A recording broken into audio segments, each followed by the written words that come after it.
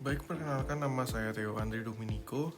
Di sini saya akan menjelaskan dan mempresentasikan tentang persona and value proposition Canvas di PT Bumi Tama Gunajaya Agro.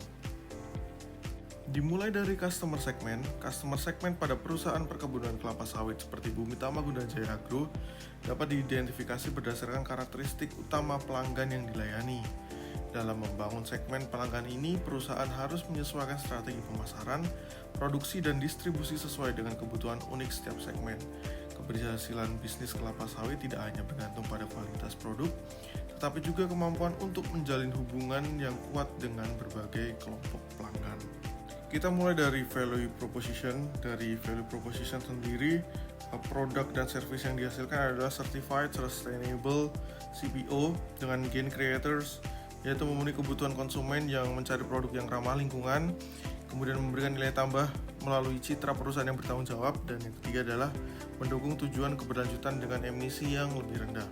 Sedangkan untuk pain relievers-nya sendiri membantu perusahaan pelanggan memenuhi standar dan regulasi keberlanjutan, mengurangi dampak negatif terhadap lingkungan, dan menawarkan produk yang bersertifikat tanpa biaya tambahan signifikan.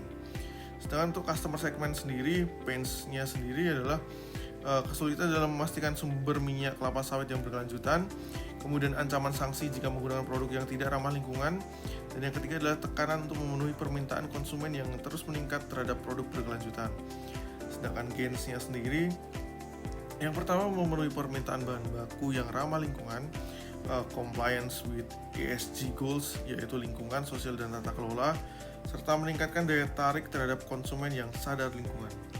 Dan untuk customer job-nya sendiri adalah mencari pemasok minyak kelapa sawit yang menerapkan K3, mematuhi aturan nasional dan internasional terkait RSPO, dan memenuhi target OER sebanyak 25%. Selanjutnya kita mulai lagi dengan customer segment, dimulai dari industri pengelolaan refinery CPO dengan demografi. Contoh persona adalah seorang laki-laki bernama Dimas Santoso dengan usia 45 tahun yang berlokasi di Pangkalan Bun, Kalimantan Tengah, dengan pekerjaan sebagai manajer operasional di perusahaan refinery Wilmar dengan pendidikan sarjana teknik kimia dengan pendapatan per bulan sebanyak 25 juta per bulan. Nah, sedangkan tujuan sendiri menjaga efisiensi proses produksi minyak kelapa sawit di atas 1.000 ton per bulan, kemudian memastikan produk memenuhi standar kualitas internasional dengan OR 24%, kemudian mengurangi biaya produksi tanpa menurunkan kualitas serta pengiriman kurang dari 7 hari.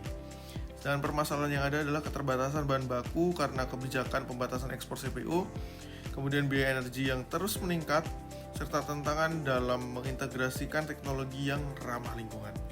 Untuk value proposition Canvas industri di pengolahan refinery CPO, value proposition-nya adalah produk yaitu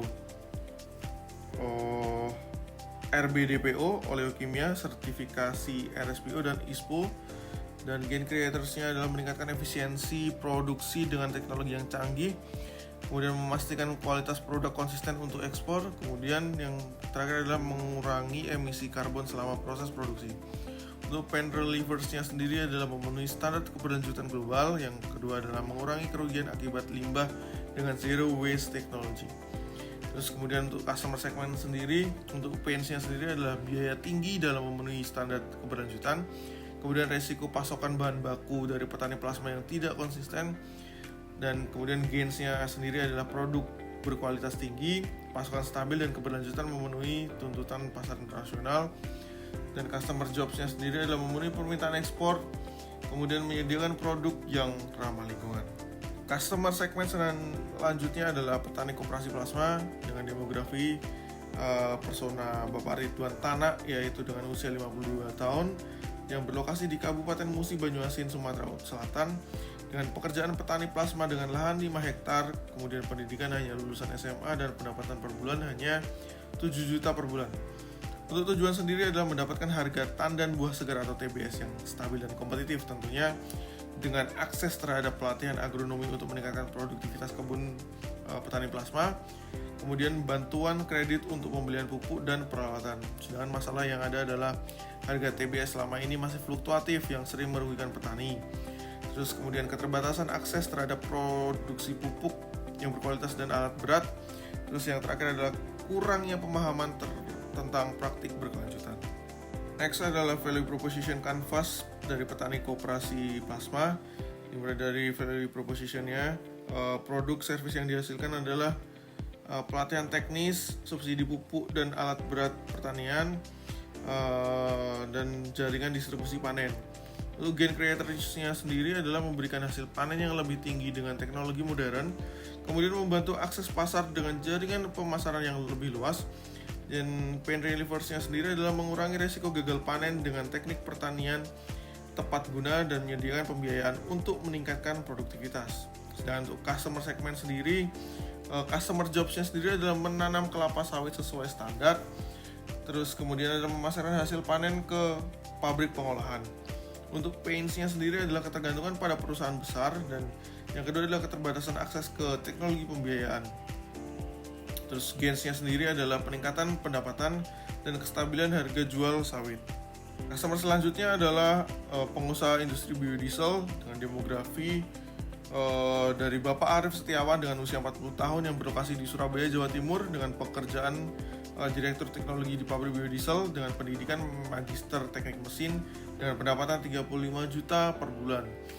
Tujuannya sendiri adalah mengembangkan teknologi pengelolaan di biodiesel yang lebih efisien, kemudian memenuhi target produksi sesuai kebijakan pemerintah, serta diversifikasi produk berbasis minyak kelapa sawit. Sedangkan masalah yang ada, tantangan terhadap logistik dalam mendapatkan pasokan CPO yang berkualitas, kemudian ketergantungan pada subsidi pemerintah, dan tekanan pasar global untuk produk biodiesel yang lebih ramah lingkungan terutama dari Eropa dan Amerika. Kemudian untuk value proposition canvas dari pengusaha industri biodiesel, dimulai dari value proposition, produk atau service yang dihasilkan adalah biodiesel B30, kemudian teknologi produksi yang ramah lingkungan. Dengan gain creators-nya adalah mengurangi ketergantungan impor energi fosil, dan yang kedua adalah membantu mencapai target bauran energi nasional.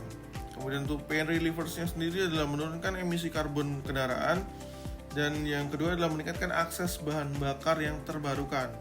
Untuk customer segment sendiri, customer jobs-nya adalah memproduksi biodiesel berkualitas tinggi, kemudian memasarkan bahan bakar ramah lingkungan ke pasar domestik. Sedangkan untuk pains-nya sendiri adalah biaya produksi biodiesel yang lebih tinggi dibandingkan solar. Yang kedua adalah resistensi dari pengguna kendaraan terhadap bahan bakar baru, serta gains-nya sendiri adalah pasokan energi terbarukan dan produk yang ramah lingkungan. Kesimpulan yang dapat diambil dari presentasi ini adalah dari seluruh buyer persona yang dibahas, mulai dari industri pengelolaan minyak kelapa sawit atau refinery tadi, petani plasma, dan industri biodiesel, didapatkan dari yang pertama adalah pentingnya pendekatan yang berbasis persona, terutama buyer persona memungkinkan pemahaman yang mendalam tentang kebutuhan, masalah, dan tujuan spesifik dari masing-masing segmen, sehingga perusahaan dapat merancang solusi yang lebih relevan dan tepat sasaran. Yang kedua adalah beragamnya kebutuhan dan masalah. Setiap persona memiliki kebutuhan yang unik, seperti efisiensi pengelolaan hasil kelapa sawit untuk industri pengelolaan, keadilan harga bagi petani plasma, kemudian inovasi energi untuk industri biodiesel, dan pengelolaan transparan untuk koperasi plasma. Yang ketiga adalah fokus pada keberlanjutan. Hampir semua persona menekankan pentingnya keberlanjutan, baik itu di dalam bentuk praktik yang ramah lingkungan, transparansi, hingga peningkatan kesejahteraan ekonomi komunitas. Yang terakhir adalah strategi diferensiasi.